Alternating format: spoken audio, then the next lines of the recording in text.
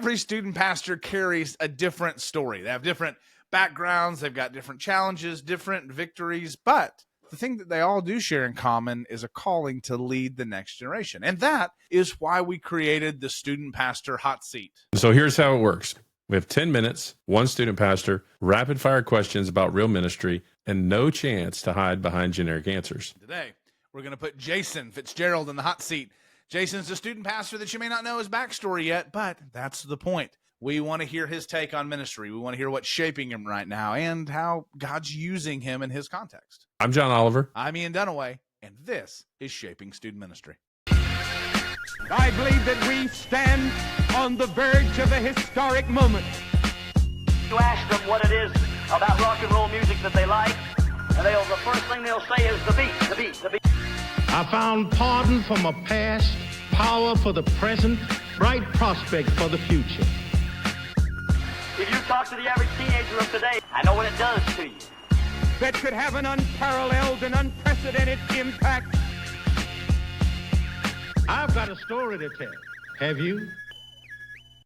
Jason, you have no idea why we're calling you, but John Oliver and I are calling you for a student pastor hot seat, where we're going to ask you some questions about your ministry, get to know you better, and even have one of those darker, deep, raw discussions for behind the wall. So we just wanted to put you in the hot seat for a minute. You good with that? I'm good with that. Thanks. Also, apparently when I texted you that, John's response was, that you said you were saying Jason was dumb. And I said, I was not saying that. I was saying the app was dumb. And now I feel scared because, amongst other things, you were an active duty Marine, and now you're a veteran. And I don't want to die. So thank you for your service. Yes, I appreciate thank you for your service. First question in the hot seat is, can you recite the Rifleman's Creed? Gosh, Did you have to learn it? we did, but no, that's been, a lifetime ago. So That's fine. Fair enough. yeah, Not a lot. I mean, I say this, but I don't think I've ever said it on the podcast. I got a history degree, and I focused and specialized in veterans and preserving veteran stories. And so I spent a lot of time interviewing and digitizing footage. I had a professor who, even in the 2000s, had a shelf full of VHS tapes. And I said, oh wow, they're not going to last long. Anyway, well, hey man, thanks for being with us. I think Jason could be Stephen Bell's doppelganger or a little brother almost. You look a little Stephen Bell. Yeah. Have you ever met Stephen Bell? I have not. Stephen's awesome, man. He does all the Game Zoo stuff, all the Okay. games. If you've used any of those yet, they're You should. but you This should is be because they're awesome. Jason, this is our first time to ever meet in person, and you had no idea we were calling to do this, and so we're meeting in person, we're meeting over this. Jason, though, is a new cohort subscriber and longtime SSM community subscriber, and that excites us. So thank you for being here, my friend. Yeah, absolutely. You said video call, so I had to fix my hair, but other than that, yeah, I'm surprised. Well, John, you want to go to the questions then? Yeah, let's jump into the first one. Jason, how did you first sense God was calling you into student ministry? Wow. Let me, so I'm going to try to make this short. But, it was, I had a heart for youth ministry, for students and just praying for them. We started serving, serving in Awanas at the church that we were attending. I got a message that the youth needed some help. They had an intern that was kind of leading the youth, and it was the third intern. It was like the fifth person in less than 3 years that was leading the youth. And so I stepped up in there to help them and just to be, an adult leader up in the youth. And it wasn't long, like I started teaching and just doing some things like that. And that was asked, well, do you want to teach more? Or do you want to lead? And pretty soon it was, my wife and I both could sense that God was calling us into ministry. And it was very specific because we could feel that he was calling us into ministry, into that youth ministry at that church, to step into that role. But the time whenever I was surrendering to the call, that intern was giving notice that she was going to step away because she was going to take a full-time job. She was in seminary. I ended up stepping into that role. I was the sixth person in 3 years. Oh, wow. In that role. So, but that was, ministry wasn't on the radar before that. I had a full-time job, had a family, and ended up I actually did bivocational for 6 years in that role. But Yeah. I love hearing that though. But that's how long were you at that church when you stepped into the role? 3 years. We were there for Good. 3 years prior to that. And I mean, God called us right out of the pews and into ministry. That's crazy. So, I mean, we've all experienced similar things, but I think so many people, I don't even know if we underestimate it. I just think that it kind of is so common now that we don't talk about it enough. But I mean, we see guys rotate out a lot. And I've heard some arguments that it's starting to become less of an interval, and that's good if it is. But, you're in that place where students they can't trust you. They don't know you. It takes a long time to build that capital up, and it seems like it's more and more expensive the more times it happens. And so, are you still at the same? You're not at the same church, are you? No. So I was at that church for about 6 years, and in bivocational ministry.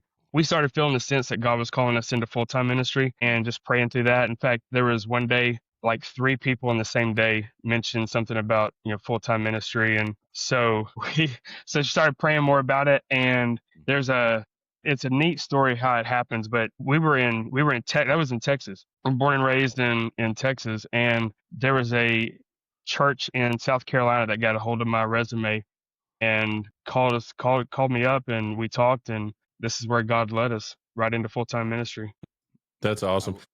So this was not really a planned question, but thinking through that, like born and raised in Texas, you've already been called out of the pew into ministry. You're doing that bivocationally. Now you're moved into full-time. You're wanting to move to full-time. People sensing that in you. Then you end up getting a call for South Carolina. Was that something that you were hesitant to at first? Or did the military kind of help prepare you for moving like that? Or like, what do you think for you? Was it like, yeah, of course I'll leave Texas, a land that I love, to go to this place that I don't know? What was that kind of like? Yeah, for somebody from Texas, it's kind of like the reverse, right? We're leaving the promised land and going. No, I'm just kidding. My dad's a Texan, and so I think for him, he always says he never thought he would leave Texas. Right. And now he's in a place where he doesn't ever think he'd go back. Leaving Texas wasn't really on our radar because we were in Fort Worth, Texas. So it's like there's so much right there in the Metroplex. Like there's more people just in the Metroplex of Dallas-Fort Worth than there is in the whole state of South Carolina. Like there's a lot of people in the Metroplex. We're thinking, man, there's a lot of ministry to do here. But honestly, the way that it came about, one thing that when we surrendered to the ministry and whenever we stepped into that position, one thing that the prayer of our heart from my wife and I was that we didn't tell God, but our prayer was that we didn't ever want to like search for jobs, search for this, go looking around. We would serve there, and we would serve there faithfully to the best of our ability as long as he wanted us to. And if he wanted us to go somewhere else, just move us, like take us, send us there. And the way that it came about, it wasn't ever us going looking for it. It was through others.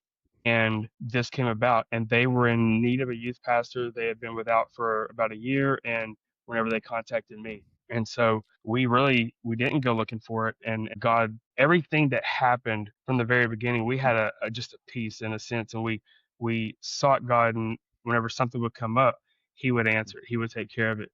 And we just tried to follow him the best we could through it. I think I love to hear that. How long have you been in South Carolina? A little over a year. We got here June 2024.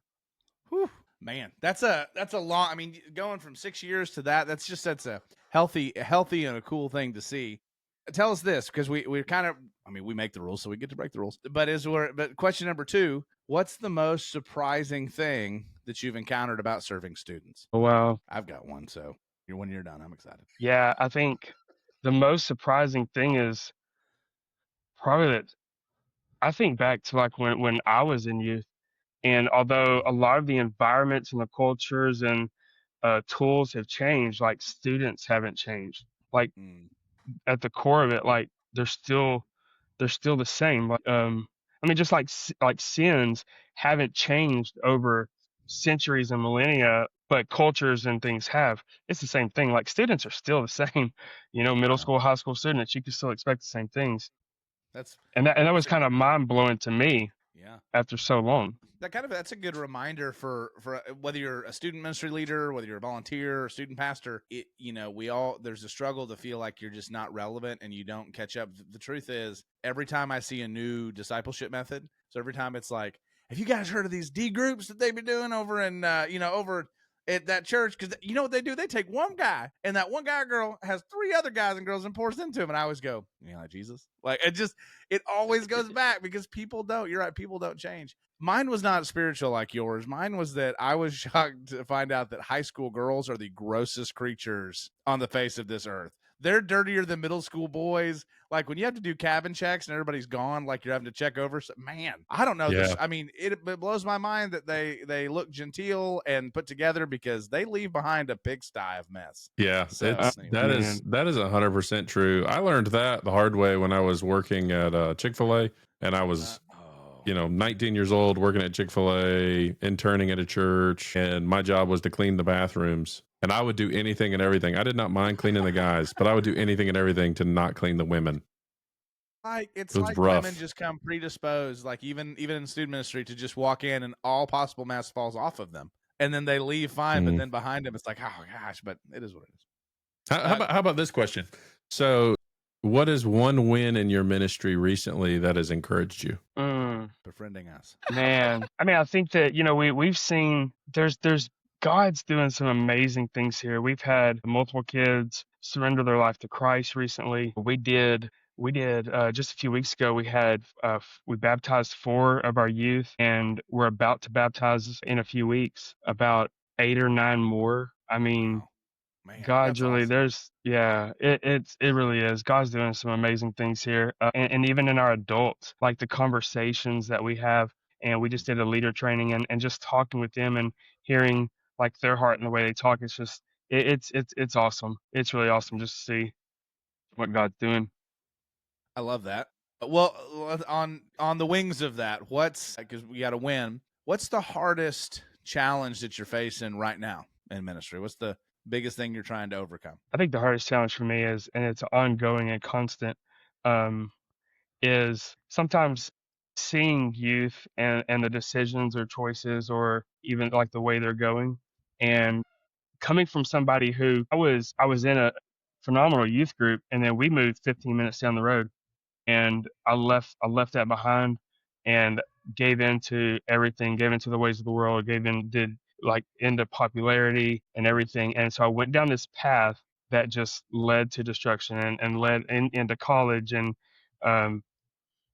so now seeing youth maybe make those same decisions or headed in that path, and it's feeling helpless, like there's really nothing I can do. I mean, I can pray for them and I do the best I can, but I can't make those decisions for them.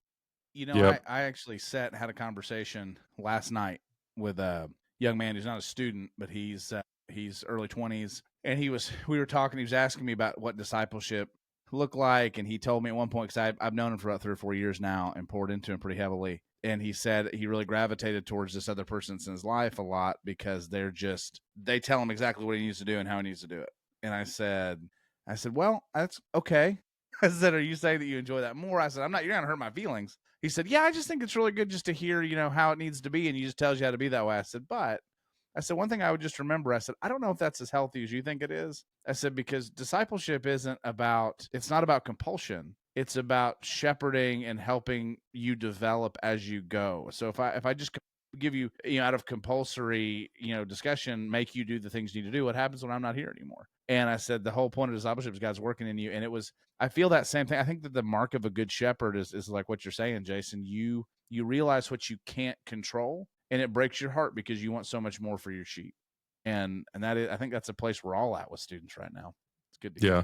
Well, and I think that one of the things I keep thinking of in my mind is, like, in light of everything going on in the world, and like the role of the Christian is, and what a Christian ought to be doing is living the more excellent way, following Christ, doing the things the more excellent way.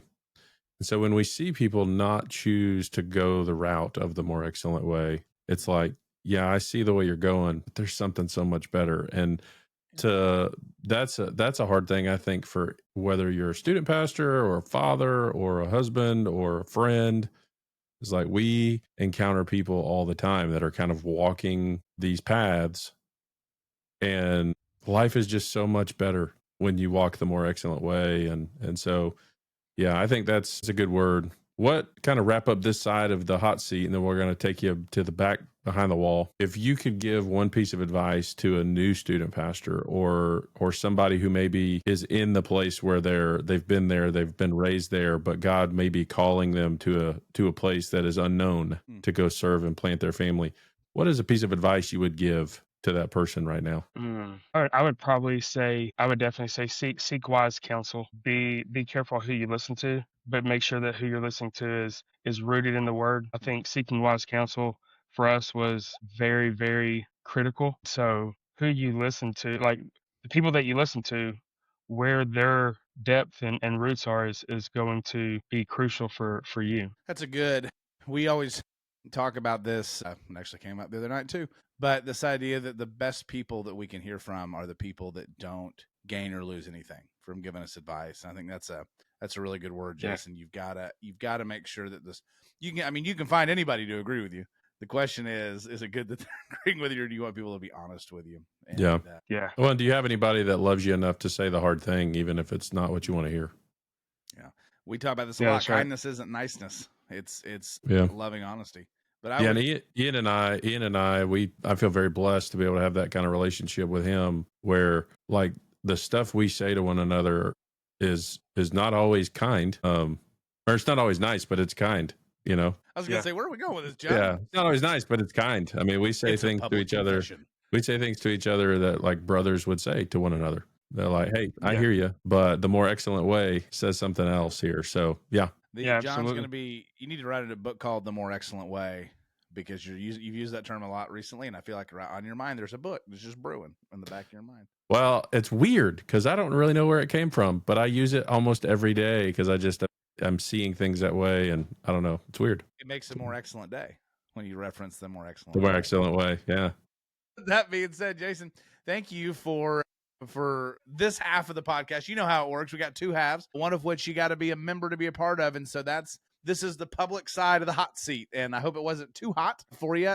But there is more to Jason's story when we get honest about the weight of ministry and the struggles that leaders often carry. Yep. This is where the hot seat will get more real. And we're going to ask some harder questions about the harder side of ministry. And those are the kind of conversations that you do need to pay for because they don't often happen in public. So that's why we created the membership part of what we do. So we can be real with one another, offer practical help when you need it. And you get full access to not only the interview, but a growing library of resources. How many years now, Ian? 2-3 years of resources? More than that. I think we're almost at 4 years. Almost at 4 years. Sermon series alone. Yeah. And so coaching and community designed for student pastors, just like you, just like Jason, just like Ian. So head over to shapingstudentministry.com and sign up today. Unlock the rest of this conversation with Jason and so much more. And you don't want to miss where it goes. It's going to be good. So we'll see you there.